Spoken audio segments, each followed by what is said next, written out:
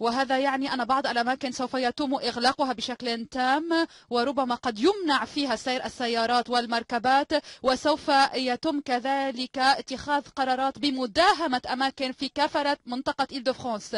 سوف تعلن حالة الطوارئ على مدى الأراضي الفرنسية. أقرر كذلك إغلاق الحدود. يجب أن نتأكد من أن أحدا لا يتمكن من الدخول لارتكاب أي اعتداء كان، وإلى جانب ذلك أولئك الذين ربما بإمكانهم أن يقدموا على جرائم كتلك التي رأيناها، إذن أن نتمكن من توقيف هؤلاء إذا ما حاولوا الخروج من الأراضي.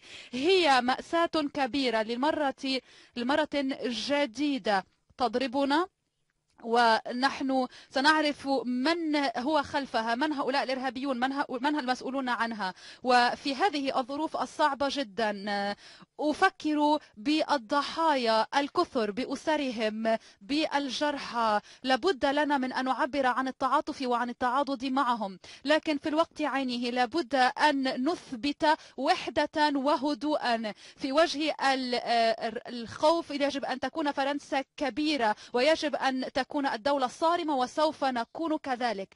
أيضا سوف نطلب من الجميع أن يتحلوا بالمسؤولية. ما يريده الإرهابيون هو أن يبثوا الخوف في نفوسنا وأن يرهبونا، وفي الواقع هذا مخيف فعلا. الخوف قائم، لكن في وجه الخوف ثمة أمة تعرف الدفاع عن نفسها وتعرف حشد قواها، ومرة أخرى سوف تهزم الإرهابيين.